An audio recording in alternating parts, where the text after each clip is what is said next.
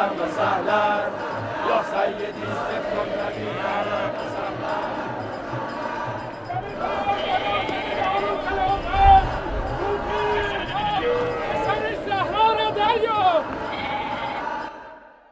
چه خبر شده بن هریس؟ این چه هیاهویی است؟ یا امیر! یا امیر! هیاهوی کوفیانی است که به پیشواز از حسین به در شده. حسین به کوفه رسیده است. اکنون عازم دارالحکومت. دروازه قصر را ببندید. به هیچ وجه من الوجوه حسین نباید وارد دارالحکومه شود.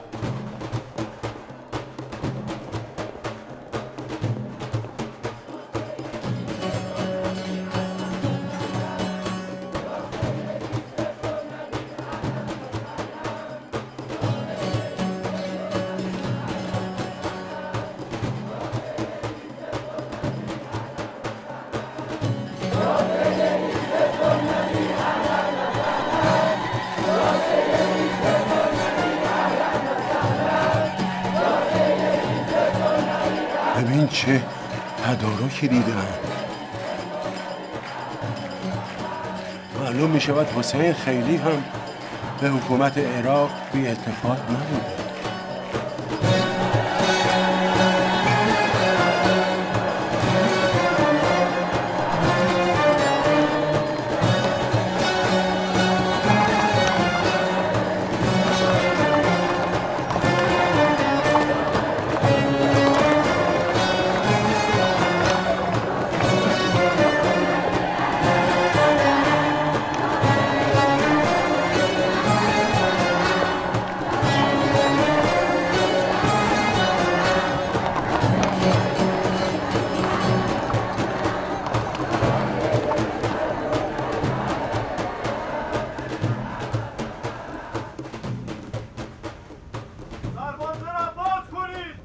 در به روی که باز شود.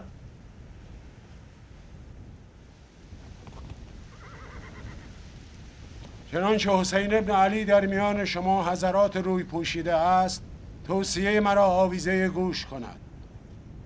حکومت عراق به مرکب چموش و بدقلقی میماند که سوارش را بر صخره میکوبد و استخوانهایش را خرد میکند.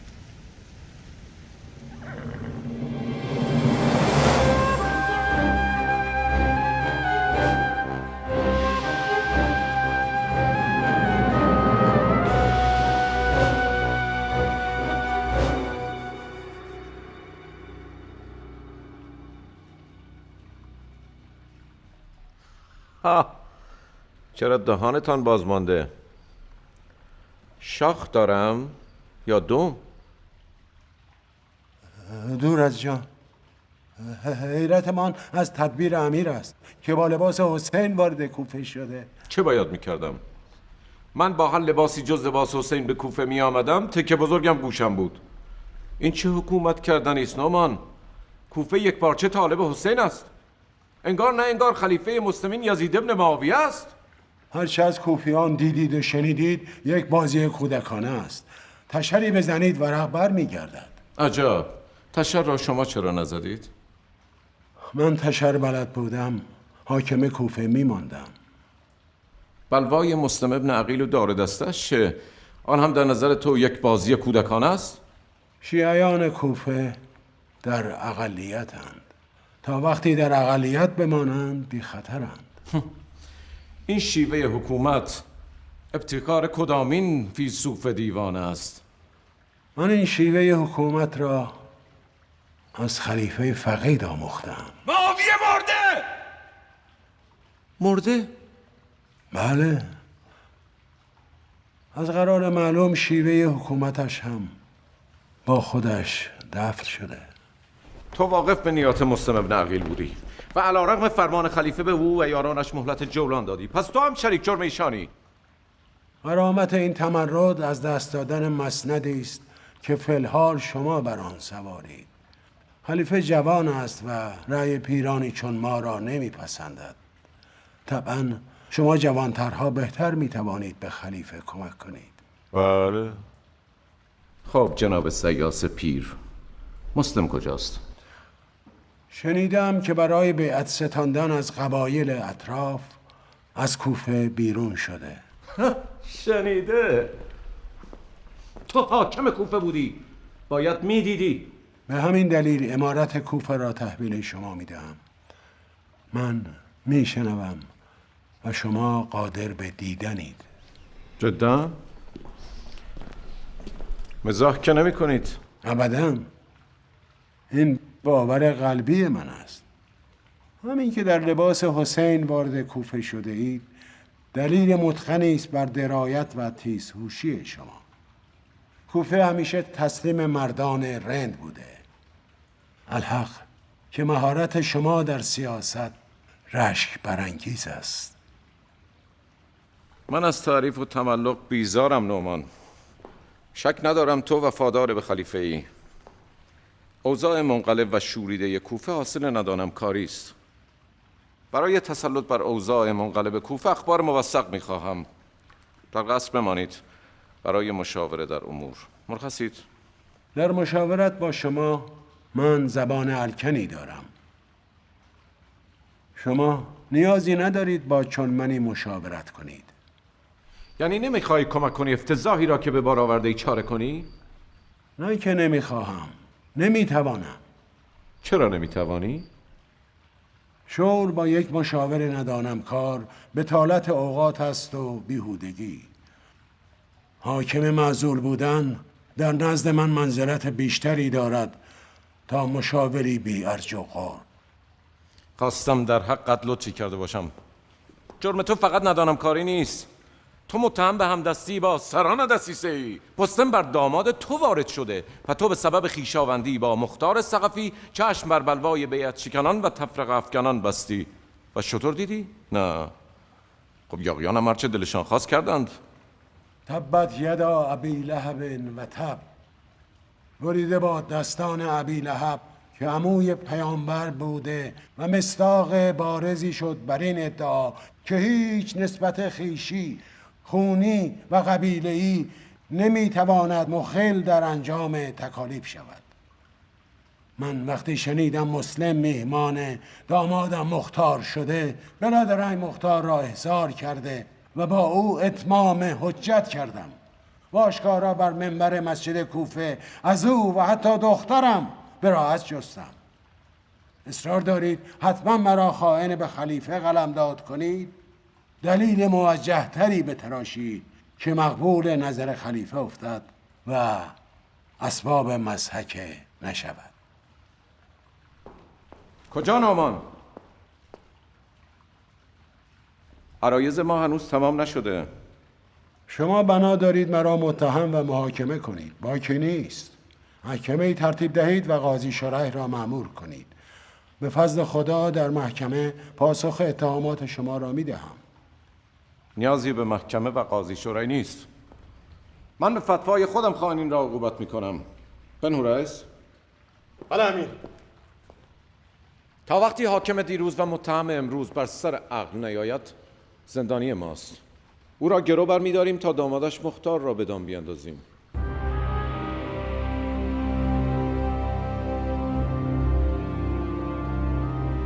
اطاعت مافوق تکلیف سربازی چون من است. این درسی است که خود شما به من آموختید. شرمندم جناب نعمان. حکم امیر، شما زندانی منید.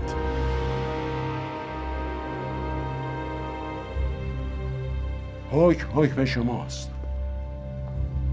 خام خیالی است که با این حیلت بتوانید مختار را شکار کنید. سرنوشت من برای مختار به پشیزی نمی ارزد. او بود که مرا از تخت امارت به زیر کشاند. توقع دارید برای گرو برداشتن من دل بسوزاند و خود را تسلیم شما کند؟ هیهات. حیف نبود دخترت را حرام چنین نمک نسازی کردی؟ بدون شک تلخکامی های آدمی تاوان گناهانی است که مرتکب شده. دردناک است در سن و سال چون منی که فرصت جبران لغزش ها را نداری متوجه شوی راه طی کرده‌ات کجراهه بوده. روزی که به وصلت به مختار رضایت دادم، خیال می‌کردم با این وصلت خطر مختار را برای همیشه دفع کردم و از یک مخالف سرسخت متحدی مطیع ساختم.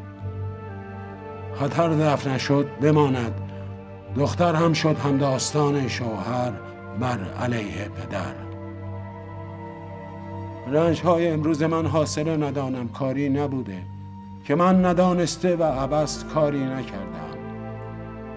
این مهنت و خفت ثمره باورهای غلط بوده.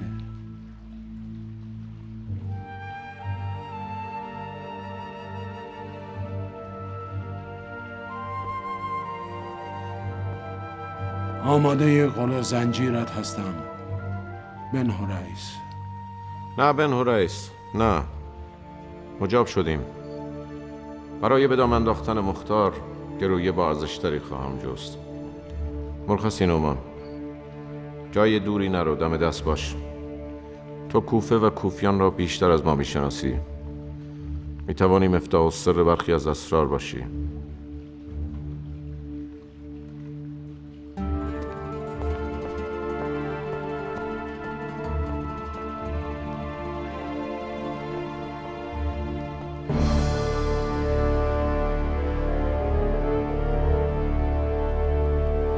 نعمان سزاوار عفو کریمانه امیر بود. او مرد رقیق القلبی است. تو بر شرطای کوفه امیری؟ بودم. زین پس سربازی هستم در رکاب شما. این منصب را نعمان به تو داده بود؟ بله امیر. پس چرا وقتی دستور دادم او را در بند کنی دست و بالت نلرزید؟ رسم وفاداری و جوانمردی این بود که فرمان ما را اطاعت نکنی. در مرام سربازی ما اطاعت از مافوق یک تکلیف است. نعمان تا وقتی مافوق من بود که امیر کوفه بود. جفنگ نگو بن هریس. با ما رو راست باش. بگو ترسیدم مقام و منصبم از کف برود. خب البته گوشه چشمی هم به مقامم نظر داشتم. احسنت. برای ما پاسخ قانع کننده ای بود. تا وقتی در کنار مایی و با مایی از عفو کریمانه و بذل بخشش حذر کن و نیز از رقت قلب. این الفاظ ما را فریب نمی دهد. مهلکترین آفت حکومت رقت قلب است. عاقبت نعمان را دیدی؟ نعمان بسیار خوش اقبال بود که سرش بردار نشد. با عفو کریمانه که نمی شود حکومت کرد سردار. یک حاکم رند با عواطفش معامله می کند، نه بذل و بخشش. درست عین حضرتتان که در آزمونی سخت عواطفش را سر برید و رو سفید شد. معامله خوبی کردی، مبارکت باد. تو در سمت خود ابقا شدی بن هریس. تمام صاحب منصبان و زعمای ذی نفوذ کوفه را همین امشب به ضیافت شام دعوت کن، اعم از موافقین و مخالفین. سمعا و طاعتا. عمر سعد از قلم نیفتد. پدر زن نشد شوهر خواهر. با دستان شوهر خواهرت خفت میکنم مختار.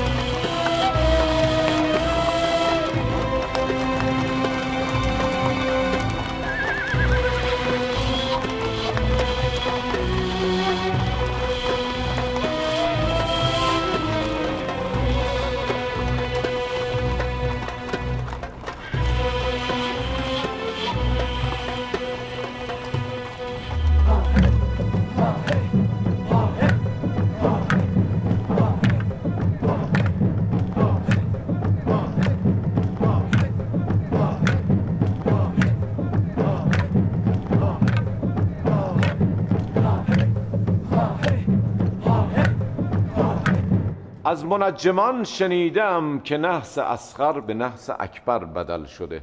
این همان پیشبینی پیامبر است.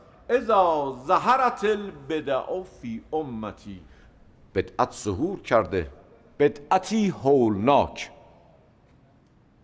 من از فتنه حسین ابن علی سر در نیاوردم، آن هم در زمان خلیفه‌ای که ختم شعرا و ختم ادبا و زیور و زینت دین مصطفی است. اگر شما چیزی میدانید مرا نیز آگاه کنید که جاهل نمیرم. حسین نوه رسول خاتم است، حرمتش به جای خود. نسبت خونی و خیشی با پیامبر خدا آیا جواز بیعت شکنی است؟ ابولهب هم عموی پیامبر بود، پسر نوح هم پسر پیامبر، اما هر دو در کتاب خدا منفورند و مغضوب. حکومت حسین بر عراق عرب یعنی دنباله حکومت پدرش علی.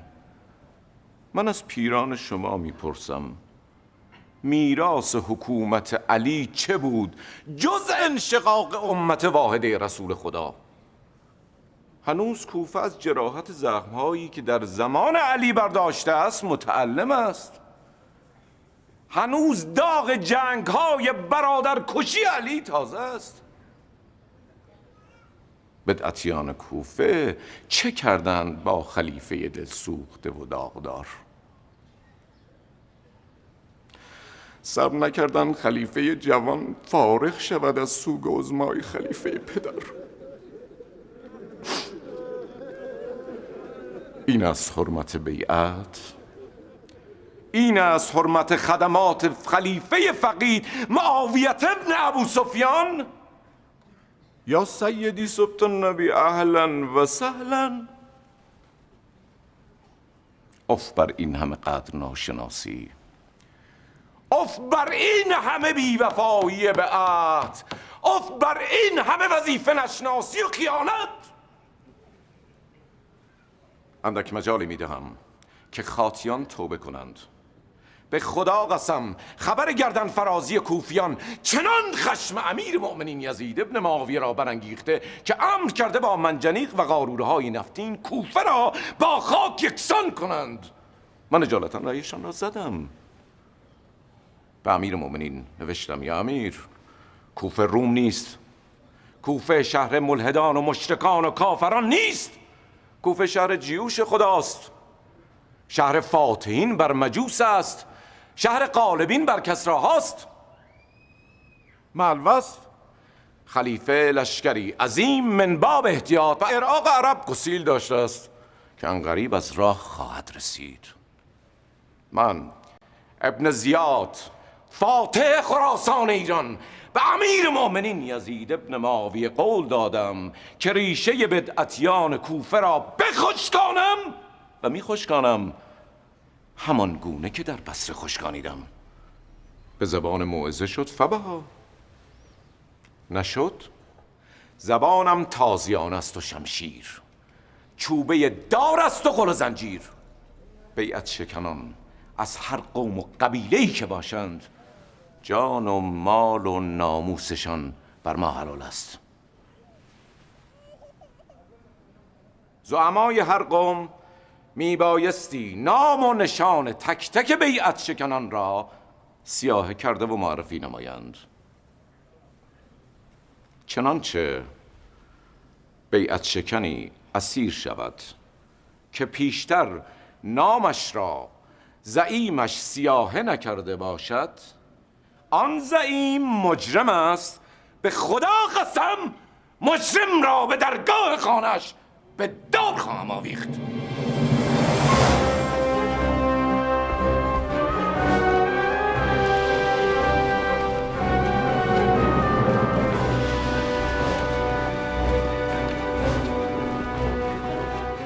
آهای جماعت مات و متحیر کوفی، باز چه بلایی بر سر عقلهایتان نازل شده که دهانتان از تعجب باز مانده و زبانتان به کامتان چسبیده؟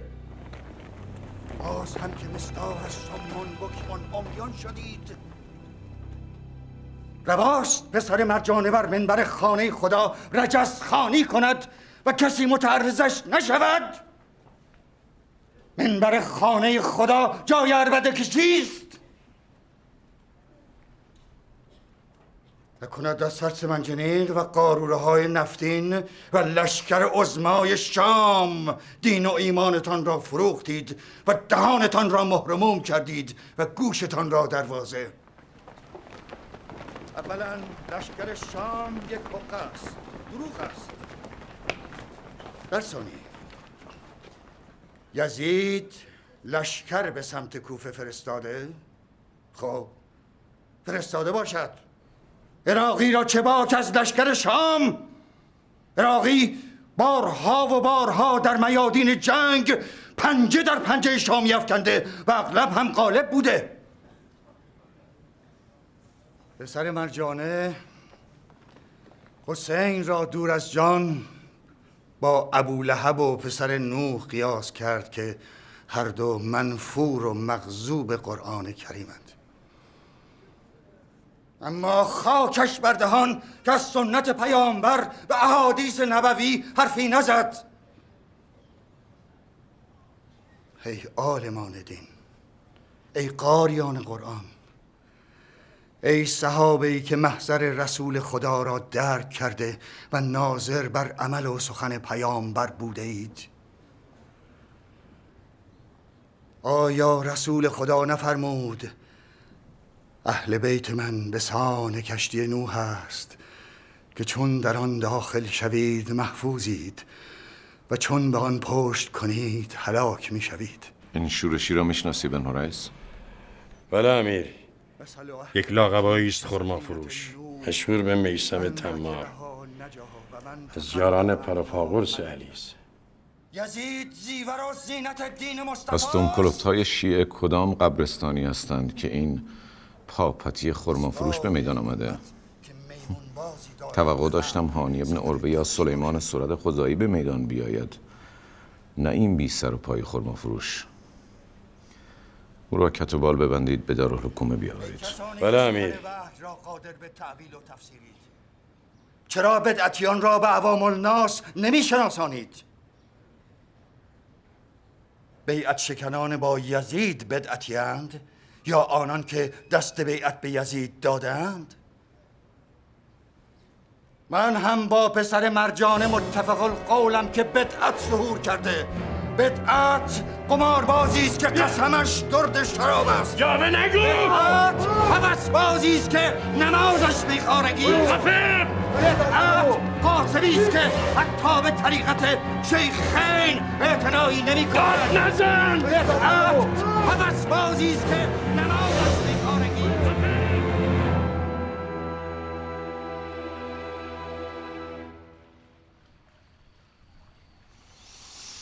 همه مریدان علی از همین قماشند؟ خاک و شپشش را میتکاندید بعد داخل دارالحکومه‌اش میکردید. چند وقت از تنت به آب نخورده خرما فروش؟ شما قصه میکنید؟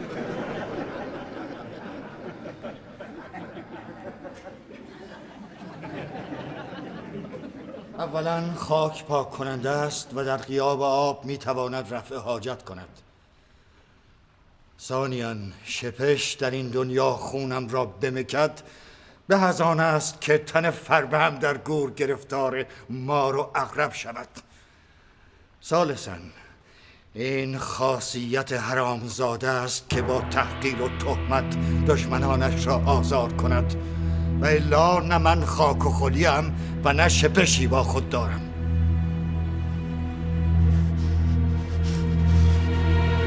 پدر! قربان سرتان امیر، این پیرمرد آفتاب لب بام است. نانش را خورده و دشتاشش را پاره کرده. بحث با او فقط خاتون مبارک را میرنجاند. حیف شما نیست با چون اوی جدل میکنید؟ او را به مرگیشنی خواهم کشت. ببرید زبان از حلقوم ناپاکش بیرون بکشید، بر تنه نخلی آویزانش کنید تا خلایق به آب دهن غسلش دهند. لا حول ولا قوة الا بالله. خدا قسم میدانستم با من چه میکنی کم و کیف مرگم را پیشتر از زبان مولایم علی شنیده بودم. علی؟ تو از علی چه شنیده ای مردک؟ قصه چطور مردنم را. علی فرمود میسم تو به دست پسر زنی بدکار هلاک میشوی، در حالی که زبانت را میبرد و بر تنه درختی که از قبل آن روزی میخوری بردارت میکند.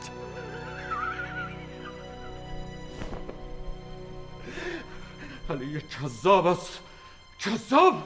اکنون کذب او را به تو نشان خواهم داد مردک. تو را طوری میکشم که شبیه بیشگوی علی نباشد. بنو رئیس، بله امیر. او را به سیاهچالی تاریک و نمور بیانداز تا حشرات گوشت تنش را بچرند. تو خود به راستگویی علی واقفی، بس بیهوده تقلا نکن. به خدای لا شریک هرگز سخنی جز حجت و حقیقت از علی نشنیدم. بنو رئیس، دهانش را بشکند، جلوی چشمانم دورش کن. شرطه به اوج!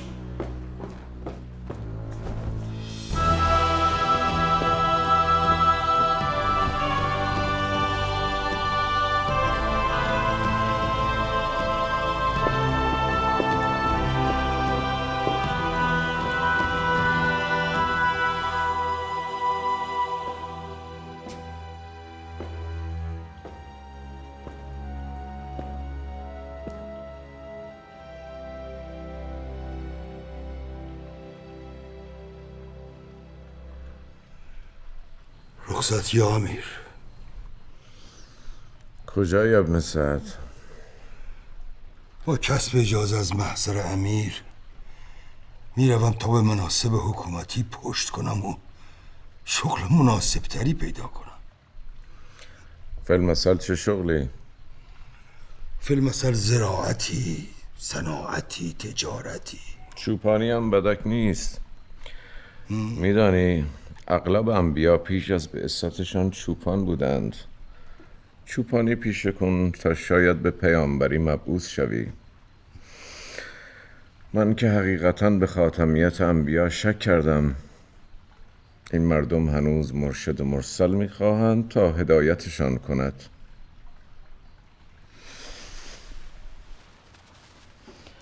چه شد که مصمم به تغییر شغل شدی؟ وقتی یک عامی پارینه پوش خرما فروش میتواند قلب امیری قدر قدرت را به درد آورد و بر مسندش آوار کند، پس این مسند لرزانی است. شما را که ویران کنند پس وای ما زیر دستان.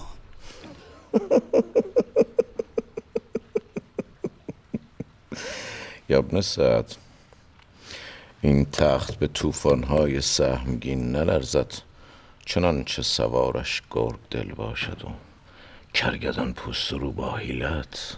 پس چرا شما خراب شدید؟ خواستم مشق کنم. بیا.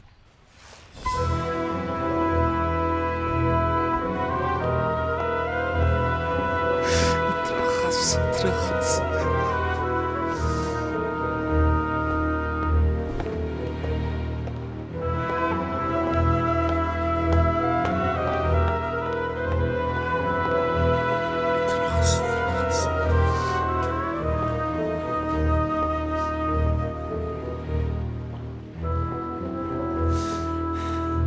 این پارین پوش مشتاق مرگ بهانه خوبی بود تا در مقابل حداکی‌هایش خود را محک بزنم. باید مشق علم و اندوه کنیم تا به وقت حاجت در نمانیم. گاه با یک قطره اشک میتوان قلوب رعیت را مسخر کرد. ابن سعد، برای حکومت بر ری آماده ای؟ حکومت ری؟ بله، حکومت ری.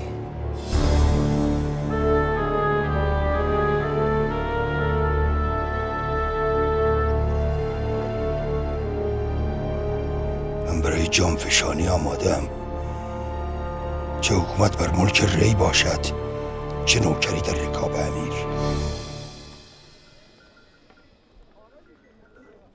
ایران زمین را ابو عبید فتح کرد، شهرتش نصیب سعد ابی وقاص شد. سعد که سرکرده شد، من شمشیرم را بوسیدم و غلاف کردم. تا روزی که در رکاب علی عمران عازم جنگ جمل شد. در جمل به اتفاق مالک اشتر نخعی با شتر سرخمو همون کاری را کردیم که ابو عبید ثقفی با فیل سفید ایرانی کرد. دین سیدالمرسلین این روزها باز هم به شمشیر امثال تو محتاج است شیخ. یزید به وقت شرب حرام عبای سید را می پوشد تا به اهل بیت سید و اصحاب مخلصش دهنکجی کرده باشد. یزید تخم و ترکه همون معروفه عرب است که سینه حمزه را درید و جگرش را به دندان کشید. ما ایلیاتی ها به ارث و میراث خونی عقیده‌مندیم. از هند جگرخوار یزید بدکار به عمل می آید، نه نعوذ بالله پسر خدا. ایلیاتی جماعت عیارشون غیرت و شرافت و مردانگی است.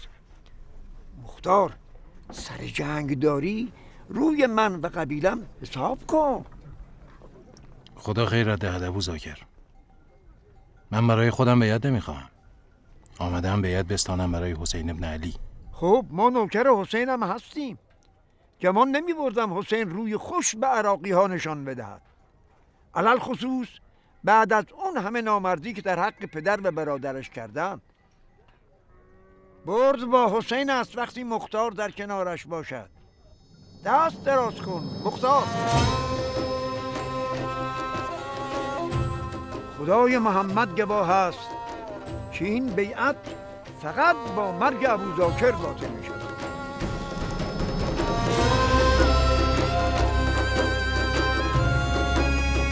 برای تسلط بر ری راه چندان هم هموار نیست.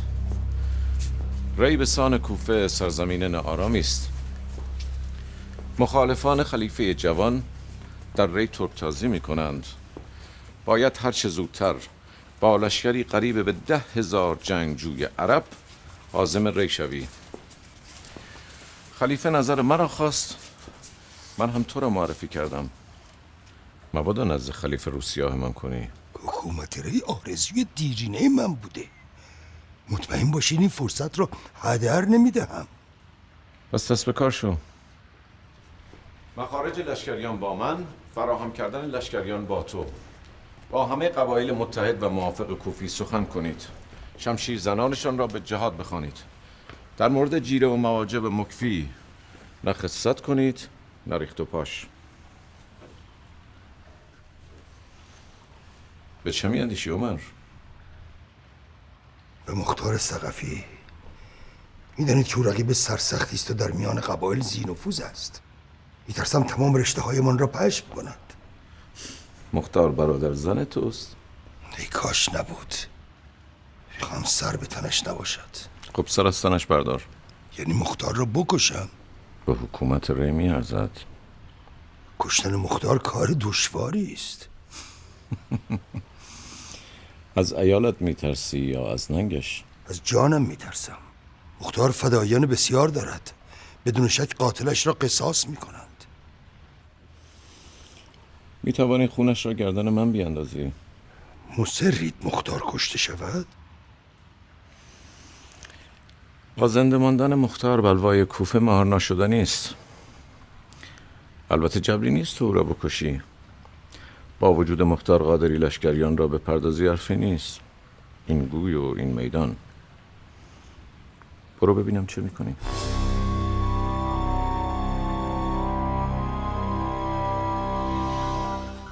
میدانستم با آمدن یزید کلاف سردرگم این دیار گره در گره می شود. ماوی قدر 100 سال خدمت کرد به میراثخواران عالم. او همه گدارها را می شناخت. لقمه را چنان جویده و در دهان یزید گذاشته که 12 احمد قورتش دهد. گلویش را میفشاریم ابوالحدید. کاری کنیم همین لقمه جویده گلوگیرش شود. با کدام سرپنجه ابو اسحاق؟ با کدام سرپنجه؟ از حجاز تا خراسان فارس زیر بیرق یزید است. با واق کوفیانی که به یک تکه استخوان خفه میشوند میخواهی سلطانی را که بر نیم عالم خاکی خدایی میکند سرنگون کنی؟ پس من راه را اشتباه آمدم. ابوالحدیدی که من میشناختم کوهی از توکل بود و نومیدی برای شین کفر. چه کنم پدر آمرزیده؟ با مشت بر سندان بکوبم؟ بکوب.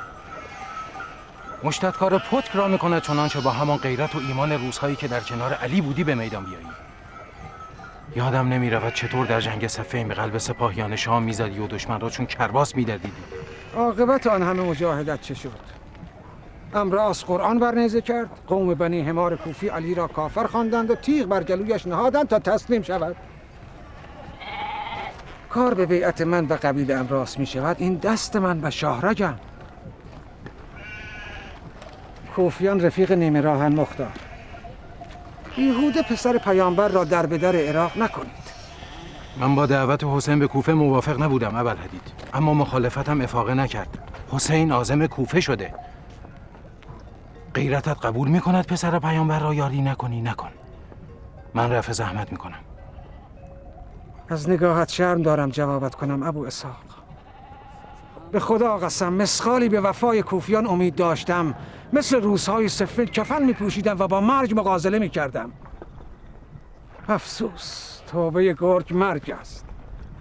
من به حکم دلم با حسین بیعت کردم ابوالحدید، نه با حکم عقل. بله، توبه گرگ مرگ است. کوفی قوم بنی حمار است، رفیق نیمه راه است، پیمان فروش است. اما تو چه؟ تو واقفی که حسین بر حق است یا نه؟ من منکر حقانیت حسین نیستم ابو اسحاق. بسیار خوب. در یوم الحشر از تو بپرسن چرا حجت حق را یاری نکردی، همین جوابی را میدهی که به من دادی. نه تو را در قبر کوفی میخوابانند، نه عملت را با عمل کوفیان میسنجند. حال خود دانی.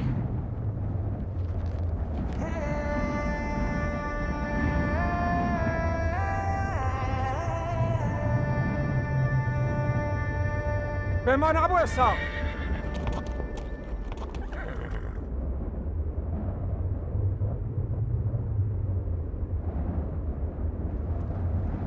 بیعت نستانده می روی؟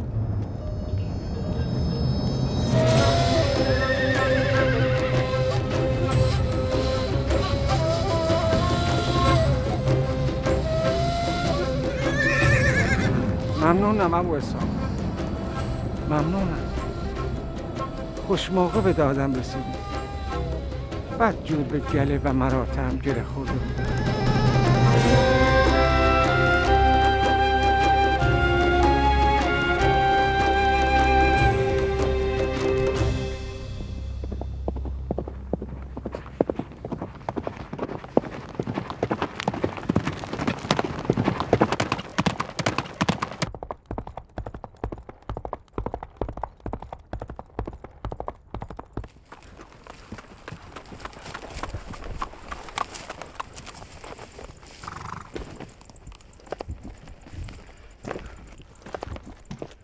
رسیدن به خیر. چه خبر؟ تا اینجای کار همه حدس و گمانها غلط در آمد. ابن مرجانه بی خبر آمد، آن هم بیلشگر و بی کوس و بی کرنا. با لباسی آمد که همه خیال کردن حسین است.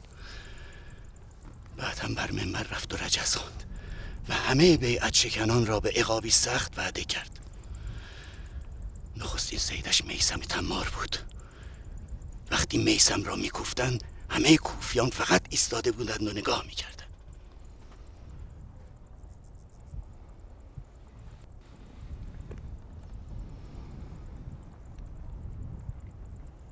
ابن زیاد روی جهل و ترس کوفیان حساب کرده. او بدون لشکر آمده تا کوفه را به دست خود کوفیان فتح کند. به دوستان خوش خیال و ساده رو همان بگو تو را به خدا قیل و قال کوفیان را باور نکنند. اسارت میثم تمار گواه این مسئله است که کوفیان همان جماعت توزرد دیروزی اند. تو چه کردی ابو اسحاق؟ همان کاری که باید میکردم. یک موی این ایلیاتی ها میارزد به کرور جماعت بی بخور کوفی. عمر صدر را مأمور کرده‌اند تا لشکری فراهم کند برای حمله به ری. به ری یا کوفه؟ ظاهر قضیه ری است، اما در پشت پرده حدس خودت درست است. ابن مرجانه عمر صدر را به وسوسه حکومت ری فریفته.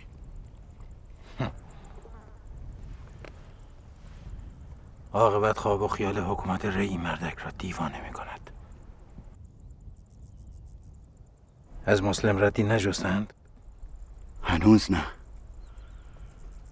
اما دیر نشده ابو اسحاق. ابن مرجانه جای پا محکم کند به سراغ مسلم هم می آید. بعید میدانم ابن مرجانه باور کرده باشد که مسلم در کوفه نیست. چطور؟ چطورش را نمیدانم،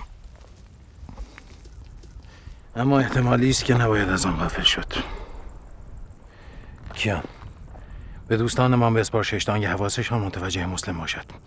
ابن مرجانه خدای نیرنگ است. اینکه با لباس حسین وارد کوفه شد حیلتی بود که به عقل جن هم نمیرسید.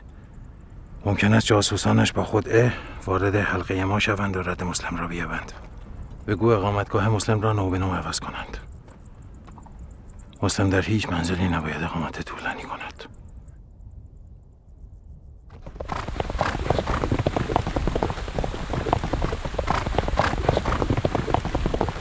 به مختار بگو از قبایل بیطرف عراقی غافل نشود. طوری با ایشان سخن کند که حقیقتاً بیطرف بمانند و به دشمنان ما کمک نکنند. عمر سعد با طلای فراوان مأمور شده تا از همین قبایل لشکری سترگ فراهم سازد.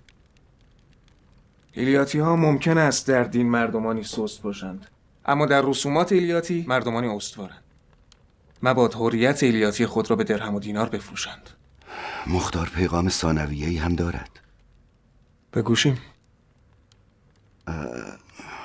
ابو اسحاق دلواپس بود. چرا منمن میکنی مسلمان؟ ابو اسحاق چه پیغامی داشت؟ چرا دلواپس بود؟ دلواپس بود که مبادا مکاران به نام شیعه در حلقه یاران داخل شوند و از محل اختفای جناب مسلم مطلع شوند.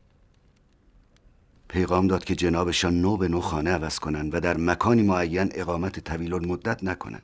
مختار ذاتاً مرد بدبینی نیست. به زعم او ما نباید حتی به تخم چشممون اعتماد کنیم. یعنی ما اینقدر از مرحله پرت افتاده ایم که دوست و دشمنانمون رو نمیشناسیم و بند رو به آب میدهیم. برزخ نشو سلیمان. ابو اسحاق مرد کیس و دوراندیشی است. پیغامش پیغام بدی نیست. ابن زیاد با بیرق مکر وارد کوفه شده. بعید نیست عمالش به لطایف الحیل از اسرار ما با خبر شوند. هانی جان، جناب مسلم به هر کجا جز خانه شما برود دیدار ما با او سخت می شود. بیماری تو بهانه خوبی است که یاران به عیادتت بیایند و کسی هم شک نکند. برادران، پیغام مختار مؤید این معناست که احتیاط شرط عقل است. حال که به حکم قضا و قدر ناگزیریم در خفا بمانیم، بهتر است از غربا و اغیار اجتناب کنیم. و اشخاصی که در ماهیتشان تردید دارید و ایشان را تمام و کمال نمیشناسید، از اسرارمان سخن نکنید. بنو رئیس. بله امیر. هانی واقعا مریض است یا مریضی را بهانه کرده تا به دیدار ما نیاید؟ واقعا مریض است امیر. من خود بر بالینش رفتم. در کوره تب میسوخت. عجب.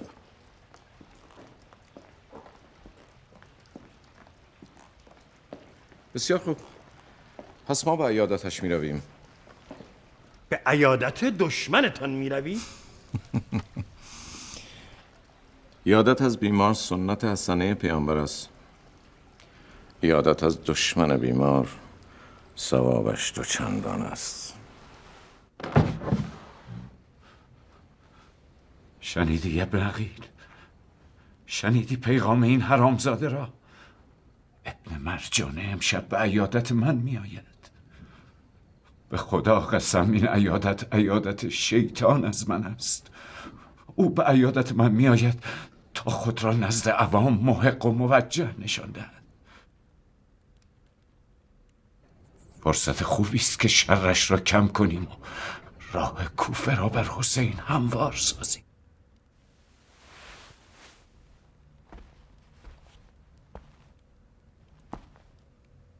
یعنی چه کنیم شیخ؟ هرچند خوش ندارم این ابلیس در خانه من کشته شود و نه اینکه مهمان کشی بر گردنم افتد. اما آبرویم فدای یک تار موی حسین. حاضری ابن مرجانه را بکشی؟ چگونه شیخ؟ با شمشیر یاخته در همین پستو کمین کن. وقتی شنیدی آب میطلبم بیرون شو و با ضربتی کارش رو بساز.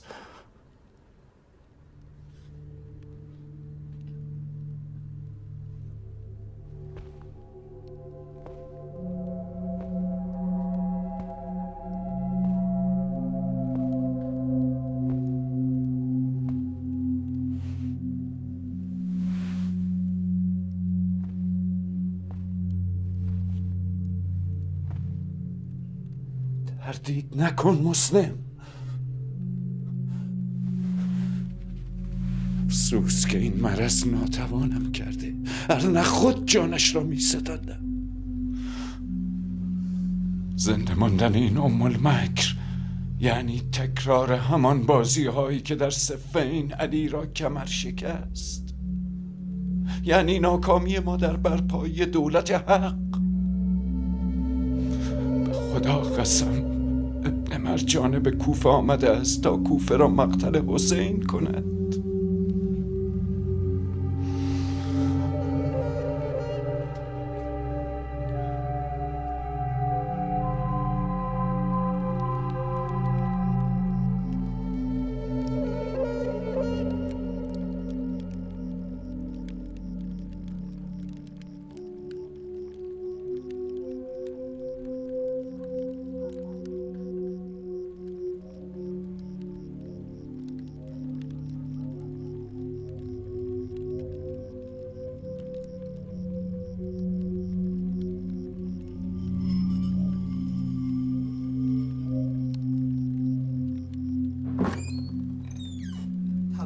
امانش را بریده بود.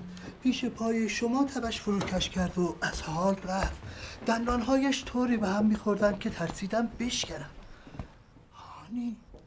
هانی جان، حال که تازه خوابیده بیدارش نکن. خودش اصرار داشت وقتی شما مشرف شدید بیدارش کنم.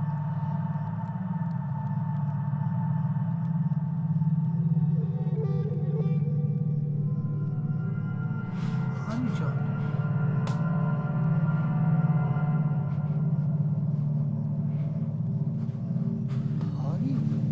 هانی جانم، بیدار شدی؟ جناب امیر آمدن. بلا دور باشد شیخ. دعا میکنیم ای دست، تو رو به خدا نلرز. ای دل، تو رو به خدا بال و پر نزن. شکرم.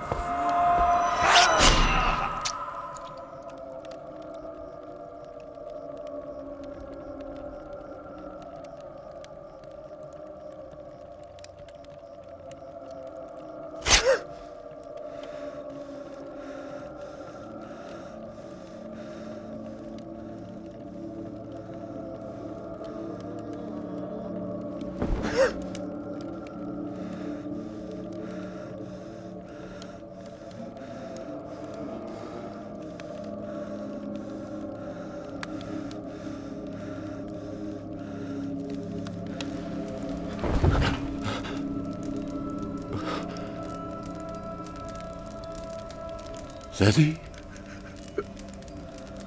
شرمتان باد که بر میهمان تیغ میکشید. یا نغیل، با این کار آبروی عمویت علی را بردی. علی ناجوان مردانه بر دشمن تیغ نمی کشید. علی غافل کشید. آب جرعه آبم بنوشانه با سر.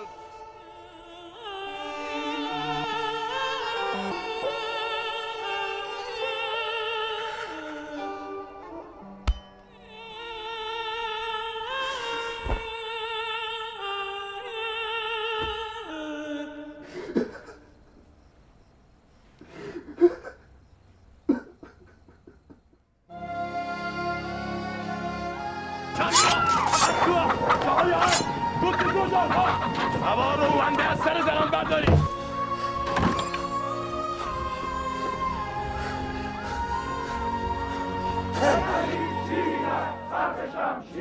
آهای شیر مردان مسحجی گوش کنید.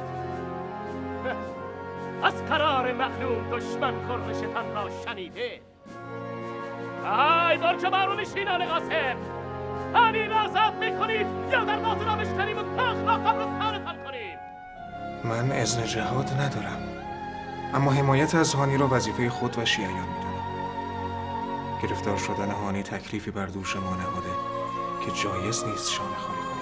یا منصور علی، یا منصور علی، یا منصور علی، یا منصور علی، یا منصور علی. ای مردم کوفه، ما امروز برای حمایت از یارمان هانی برون آمدیم و از کرسی نشین امارت کوفه می‌خواهیم که کرسی امارت وانهد، چرا که زین پس به رأی شما ولایتی بر شما ندارد. بجام کیم بجام، هرچه زودتر خودت را به سلیمان برسانده بگو شیخ مختار دستتان را میبوسد، التماستان میکند که سکوت نکنید. دشمن بداند ما اتفاق نظر نداریم وا مصیبت است. به مسلم هم بگو هر جور شده سلیمان و یارانش را متقاعد کند سکوت بشکنند. هر کس سکوت کند بر مرگ شیعه رضایت داده. برو کیان برو.